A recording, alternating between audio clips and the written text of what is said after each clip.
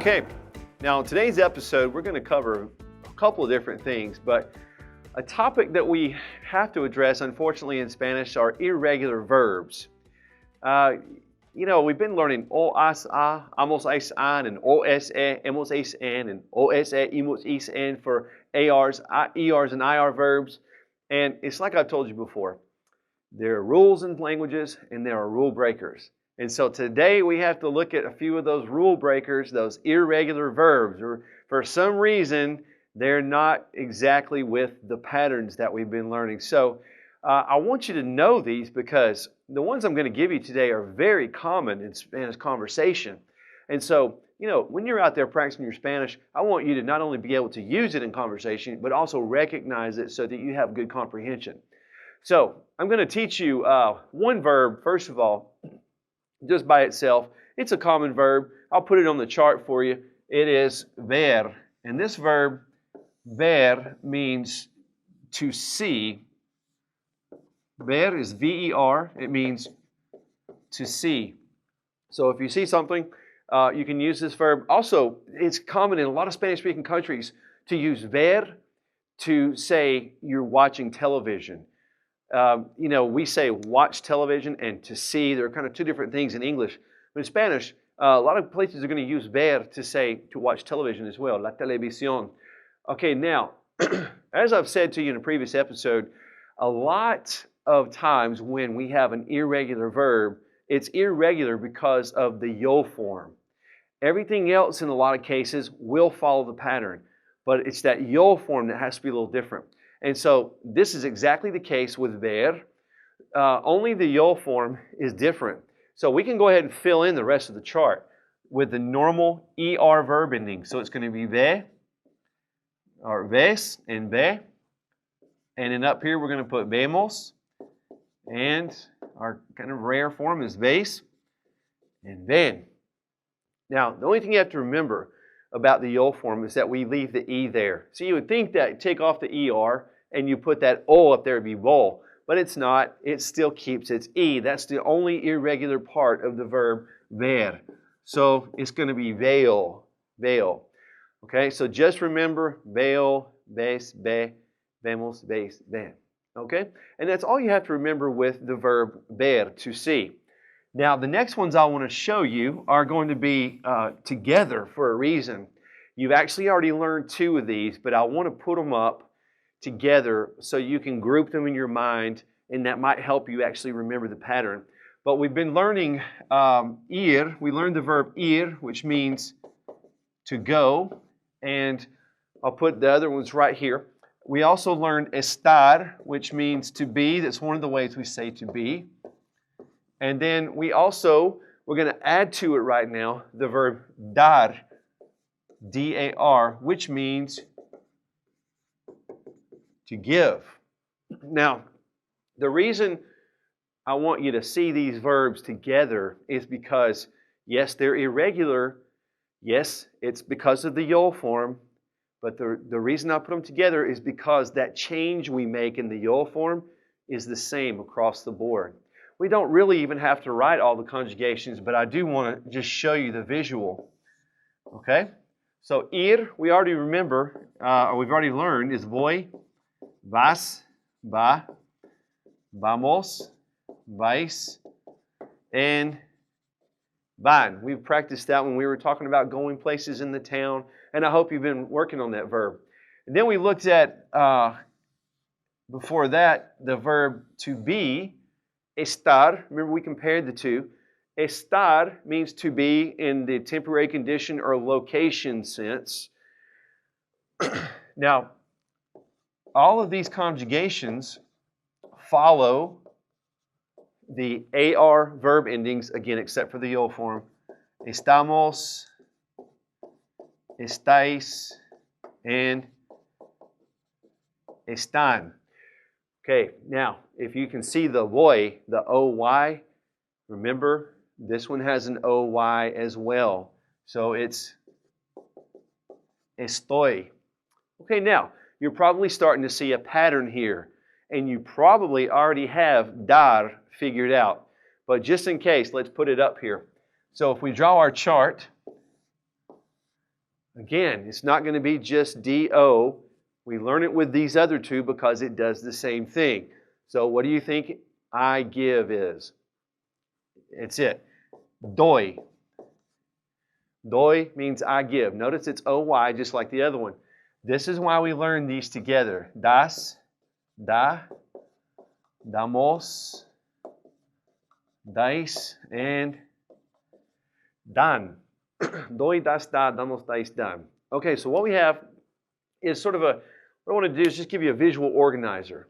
Dar, ir, and estar. We kind of group those together in your mind because they all use the irregular yo form, which is hoy instead of o. Okay, so now we can use these in conversation now that we know just that one little exception. Other than that, it's an AR verb ending. Okay, so right now, let's look at 3 more irregular verbs that have the same change as well. Our next 3 verbs we're going to work on, as I said, they have all the same kind of change. And you got it, they're irregular because of that yo form. Now, the first one I want you to know is a very common verb. It's hacer, and this means to do or to make. Hacer, used all the time in Spanish. So this is a great one. You know this verb really well. You're going to start hearing it in conversation. You're going to hear people saying this and using it.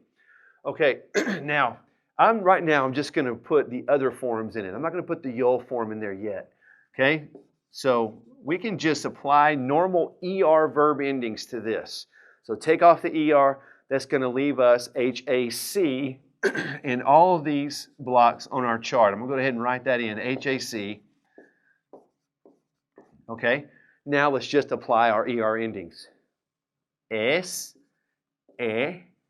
hemos, es, and en. Okay, so you do something, you make something, that'd be tú haces. Okay, how do you say we do or we make something? Nosotros hacemos. Good. So I'm going to leave that there for just a second and go to the next ones. And we're going to do all the yo forms at the same time. The next verb I want you to know is salir. Salir, very common verb in Spanish. And it means to leave. It can also mean to go out. It can mean to go out with. It has a couple different meanings. So salir, again, IR verb endings. We're going to put IR verb endings on it. So let's leave the yo form where it is right now. So we're going to take off the IR. It's going to leave us with SAL all the way across. Okay, so put your IR endings on there. In the boot, they're the same. So es, and en. And then over here, remember those IR endings, they change outside the boot. So imos and is. Okay? So we got sales, sale, salimos, salís, salen. Now, over here I want to put one more for you, and this verb is poner, which means to put. Anytime you want to say put, he puts, I put, whatever, you can use the verb poner. Okay, so here we go with our chart. We're going to do it the same way. We're going to leave the yo form off. ER verbs, so we're going to do ER verb endings. Okay, pull that up in your head, those ER verb endings. Okay, we can go ahead and write PON in all of these. We're not going to put the rest of the yo form up though. Okay. So now without doing this one, we're going to put our ER endings in there. It's es, en, and here is es, and here is hemos. Okay. Now, let's fill in our yo forms. We've already got the starting point, okay? So we know it's going to be PON. We can count on that. That's not a problem. The problem we have to remember here with these 3 verbs here is that they don't just have an O. They're going to add a G into the mix. A G is going to go there. So this is not going to be PON-O. It's going to be PON-G-O. So it's going to be pongo. So that's I put, pongo. Okay, let's go back over here to salir. Salir, same thing. It's not going to be salo, which we normally think it might be. it's going to have the same change. So how do you spell it? S-A-L-G-O. So it's going to be salgo. Salgo. So pongo, salgo. And then back over here to hacer. This one isn't going to use the C anymore at all. It's going to take that C off and just use the H-A. It's a little bit different. It's going to be hago. So I do something, I make something be hago. Okay. Now these three verbs here, if you go ahead and start visualizing them, making sure your O is different, that G is there. Again, group these together in your mind. Learn them together because as you get in conversation, they use that same change. Okay? Now, you've got a lot of new verbs so far to put in your vocabulary and not a lot of new things to start using in conversation. Now it's time to get into something a little bit different, stem changing verbs. Okay, for stem changing verbs, first of all, I want to start by just listing the infinitive forms, the unchanged forms of some stem changing verbs. Stem changing verbs, you might be asking yourself, what is a stem changing verb? Basically, what that means is it's going to use endings just like any other verb. O, asa, amos, aisan. It's going to use any other ending that verbs normally use in Spanish. However, another part of the verb is going to change just a little bit. And I want to teach you some rules. Now, unfortunately, there's not a great way to look at a verb and just automatically identify that this is a stem changing verb. A lot of times there's not any dead giveaway looking at the verb. But what you do need to start trying to work on is when you learn a verb, when you learn a new verb, learn this is a stem changing verb. Go ahead and get in your head that this one is going to require a little bit different treatment. And in your mind, group those together. And again, once you start using conversation, you won't even have to think about it much anymore. So let's first of all put some stem changing verbs on the board, and I want to show you a pattern and some rules. Jugar means to play. Jugar means to play. Now, also another stem changing verb is empezar. Empezar means to begin or to start. Okay. Now then there is decir. Now decir, very common verb in Spanish, so it's good if you know this one. You'll start hearing it. Okay, especially in past tense. Later when you get into that, this means to say and or to tell. So to say or to tell is decir. Now, next one is poder, which means to be able to. To be able to. This is what we mean when we say can in English. I can, she can, you can, you're able to do something. Okay? And then finally, I want to give you two more that are very common. Querer, which means to want. Querer. Remember, Q-U together. We put those together, and they're going to sound like a K. Querer. Okay, and then finally, I want to give you preferir. Preferir means to prefer. Pretty much exactly like it looks. To prefer, preferir. Okay, now right now, don't worry about whether it's an AR verb, an ER verb, or an IR verb. We're going to get to that in just a second. Today, let's first start out by learning the rules. How do you know which stem or which part of the verb is going to change? If it's a stem changing verb, we know we're going to have to do something a little different, not only with the ending, we're going to have to do a little something different in the other part of the word. So the question is, how do I know which part is going to change? Let's start out with that rule. Okay. Now, the only thing you have to do is look at the verb itself and how many syllables are there. So let's take the first one, jugar. How many syllables is it? It's 2 syllables, jugar. So when a stem changing verb has 2 syllables, you're going to change the stem in the first syllable right here. Okay? Now you can't change the other part because that's where we got to do the ending, right? So by default, if it's 2 syllables, it's going to be the first syllable that we change its stem. And if you're still not sure what I'm talking about by changing the stem, don't worry. When we look at it on a chart in a few minutes, you're going to see what I mean by changing the stem, okay? We'll do it together. Empezar, the next one. Just look at it and how many syllables are there? Empezar. 3 syllables, right. Empezar. Okay. Now I already know if it's 2 syllables, we're going to change the stem in the first syllable. If it's 3, it's going to be in the middle. Just like if you're pronouncing a word with 3 syllables and you stress that middle syllable, empezar, same thing. That's where you're going to change your stem also. Empezar, you're going to change that right there. Okay? And really we're going to just change the vowel, not any other part of it. Okay? Decir, how many syllables? Right, 2. So where's our stem change going to occur? First syllable, right here. Okay, next one, poder, how many syllables? It's 2. So in our stem change, we're going to do it in the first syllable there. Now we get to querer. A lot of letters together here, but still, querer, only 2 syllables. So our stem change will occur, first syllable, right? And then finally, preferir, preferir, 3 syllables. Where's our stem change going to occur? In the middle, right there. Okay, now let's talk about one more thing before we put these on a chart and put all of this together. Now you know where the stem change occurs. Let's look at what it's going to change to, and then we'll put it on a chart. Okay? So, jugar. We already know the stem change is going to occur right here where this U is.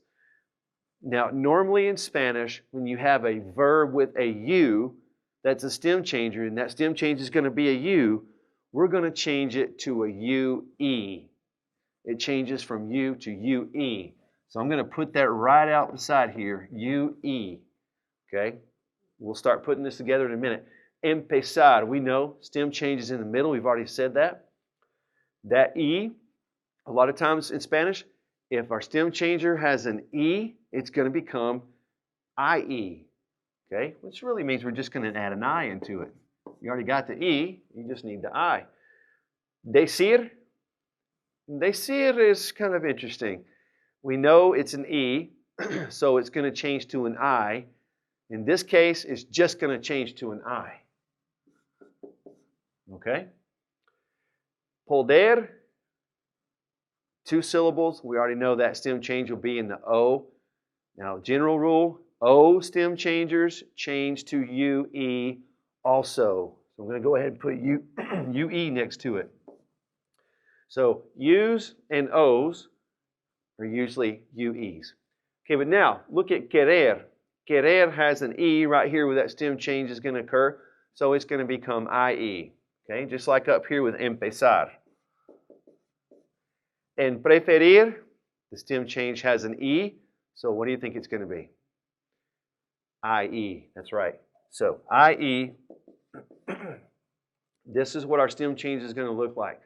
So now we have our tools together. We know where the stem change is going to occur. We know what the stem change is going to change to. So now we're ready to draw a chart and start trying to sort these out and put our conjugations on the chart. So let's start putting some of these on the chart.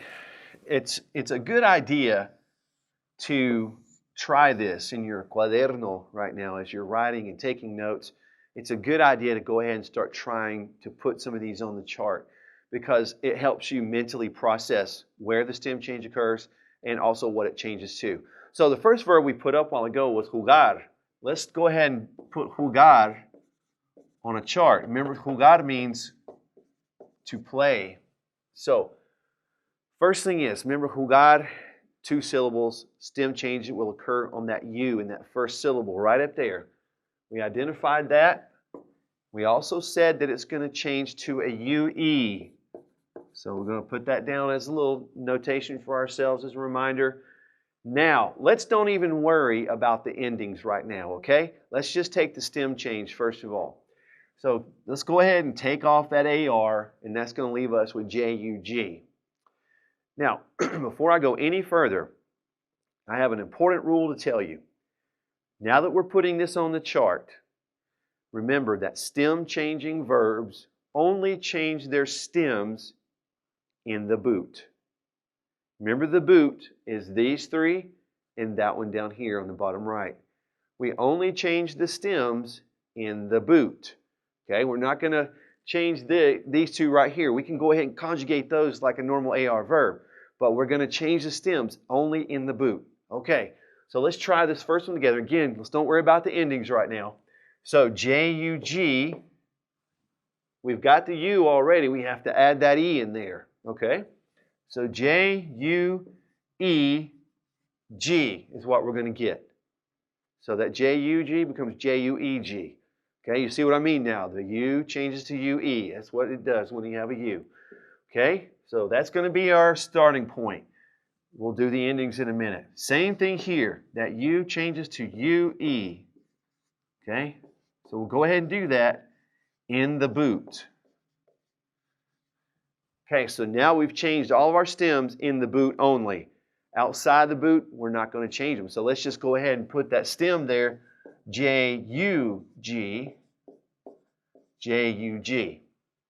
Okay, now that we have our stem change, we're ready to put those endings on there. Okay, so normal AR endings, o, as, a, amos, ais, an. So up here, I play would be yo juego, juego. Okay. And make sure you do that stem change, because if you say jugo, that means juice. It means something different. Make sure you do that stem change and make sure your meaning is clear.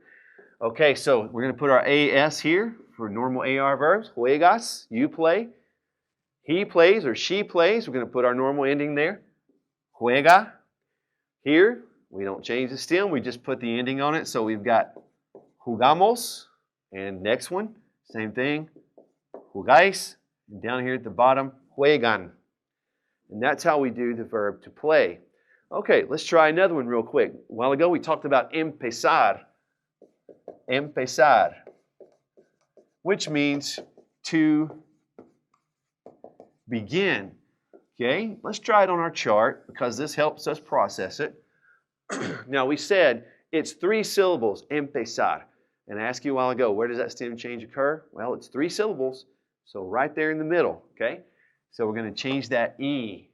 And not very much. We're just going to add to it because we said it changes to IE. So we need an IE there. We've already got the E. We're just going to put that I in there. Okay, and again, let's don't worry about AR endings right now. Just go ahead and take that off and forget about it for a minute. So let's try to put this one on here. EMP.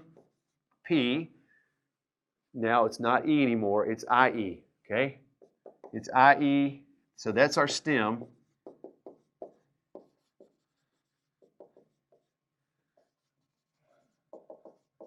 Okay, now up here in the boot, again, we don't change the stems. So it's going to be just like the verb itself. Now let's add our AR endings on there. O, as, a, amos, ais, and an. So I begin, yo empiezo. You begin, tú empiezas. I want to do one more example for you because this one has a little extra change to it. Decir, we said, means to say or to tell. Now on the chart, this one doesn't change to IE, it changes just to an I. So that DEC changes to I. So we're going to go ahead and change that across down here through this side and over this side in the boot. Okay. Now over here, remember we don't change the stem, so we're going to go ahead and we're going to put that. Now this one has one little extra change to it. In the yo form, it's got a G also. Okay, so that's just a little bit different. Digo, digo means I say. Now right here, we're going to go ahead and we've got our C. Now all we got to do is put our endings on it. Okay. So dices, dice, and then up here, decimos, decís, and dicen. So the I changes, we add a G right there. Okay, now I've given you a lot to think about. Go ahead and get in your cuaderno and your pluma and your lápiz and go ahead and start working on conjugating these verbs and try to sort through them. based on what we've given you and your rules for syllables and where the stem change occurs. Okay, so get down there and start writing them and process them. And most of all, get them down to where you can say them in conversation and get out there and practice your Spanish. Well, friends, to wrap up the show today for our Cultura section, we've been talking about the verb dar, to give. So I wanted to talk about what to give and what not to give. Now, if you're ever invited to a Spanish-speaking home while you're traveling, first of all, you might want to take a gift, but think carefully about what you take. If at all possible, try to find out what that person likes ahead of time and take them something related to what they like or what they're interested in. But that's not always possible, so if you can't, flowers are always a good idea. Take flowers, that's a great gift, but don't take chrysanthemums because sometimes those are associated with death or funerals. Now, another great idea is to take something that represents your home. It could be a book with the landscapes from where you come from, or something that is not found in their country that's unique, and give them a little culture while you're at it. So take them something that maybe they don't see very often. Those are great ideas. Well, it's time to go, and if you have any questions or comments for me, you can always email me at quehoraes@aibtv.com. I'd love to hear from you. In the meantime, I wish for you and yours paz y bendiciones. We'll see you next time on Que Hora Es. Hasta pronto.